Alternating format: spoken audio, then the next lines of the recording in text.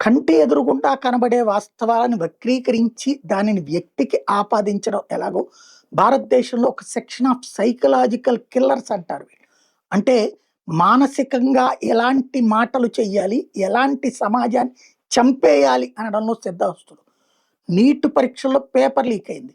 చేసినోని పట్టుకుని బొక్కలో దోసి కుళ్ళబొడిచారు. ఇది ప్రభుత్వం చేయగలుగుతది. లీక్ కాకుండా ఆపడం ప్రభుత్వం చేతిలో ఉందా అంటే ఉండదు. లీక్ కాకుండా ఉండటానికే చూస్తారు. మధ్యలో వ్యక్తి చేసిన తప్పుకి నరేంద్ర మోడీ, ధర్మేంద్ర ప్రధాన్ లేకపోతే ఇంకోళ్ళొచ్చి ఏం చేయాలి? వాళ్ళని కాపాడితే తప్పు. వాళ్ళని బొక్కలో తోసినా సరే, అట్ట కాదు మాకు అంటూ బొద్దింకల పేరుతో ఢిల్లీలో ఉద్యమిస్తుంటే జెండాలు పట్టుకుని, బ్యానర్లు పట్టుకుని, డప్పులు పట్టుకుని అక్కడ కొడుతున్నటువంటిది వామపక్షాలు. ఇది ఓపెన్ సీక్రెట్. రెండవదొచ్చేటప్పటికి అయోధ్యలో రామమందిర్ నిర్మాణాన్ని వ్యతిరేకించి, బాబర్‌ని ప్రేమించి, బాబర్‌ని ప్రోత్సహించి, బాబర్ కట్టిన కట్టడాన్ని చారిత్రక కట్టడంగా ప్రకటించాలని కోరిన వామపక్షులు ఇప్పుడు ఒక బాధపడుతున్నారు. అయోధ్య రామాలయంలో 200,00,00,000 చోరీ జరిగిపోయింది. 100,00,00,000 రూపాయల చోరీ జరిగిపోయింది అన్నట్టు. 59,00,00,000 రూపాయలకు సంబంధించింది ఆల్రెడీ పట్టుకున్నారు. ఇంకొక 1,00,00,000 రూపాయలకు సంబంధించినటువంటివి బ్యాంక్ అకౌంట్‌లో ఉన్నాయి. ఇది అంతకు మించి ఎంత పోయింది అనేటటువంటి దానికి ఏ ఆధారము లేదు. వీళ్ళు భారీ సంఖ్య ఉండాలి కాబట్టి 100,00,00,000, 200,00,00,000 అని ప్రకటించారు.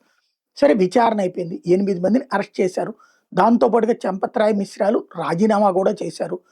అక్కడ ఓ పక్కన నడుస్తుంటే వామపక్షీయులు తాజా వాదన ఎట్లా ఉంటుందంటే మోడీనే దొంగతనం చేశాడు, లేకపోతే బాబర్ మంచోడు, బాబర్ పెద్దగా దొంగతనం చేయలేదు, ఆయన మీద పుస్తకాల్లో వీళ్ళు రాశారు, అదే ఇప్పుడైతే రాసింది. ఇలాంటి దిక్కుమాల పదాలు దొంగని దొంగలాగా చూడాలి కానీ అదేదో మోడీనో దొంగతనం చేయించాడు అన్నటువంటి విధంగా ప్రొజెక్ట్ చేసుకొస్తున్నారు.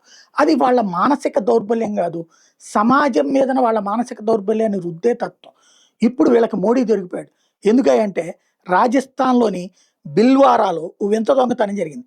సీసీటీవీ కెమెరాలకి తన ముఖం కనబడకుండా ఉండేందుకు ఓ దొంగ ప్రధానమంత్రి నరేంద్ర మోడీ మాస్క్ ధరించి మొబైల్ షాప్‌లోకి చొరబడ్డాడు.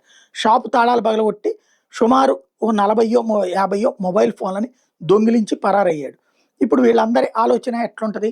అదిగో మోడీ పేరు చెప్పుకొని దొంగతనం చేస్తున్నారు అన్నటువంటి వాదాన్ని రేపటి నుంచి తెర మీదకి తీసుకొచ్చేదే దొంగతనం మోడీనే చేశాడు అన్నటువంటి విధంగా ప్రజలు నమ్మించే ప్రయత్నం చేస్తారు. అది వాళ్ళ యొక్క తెలివైనటువంటి ఎత్తుగడ.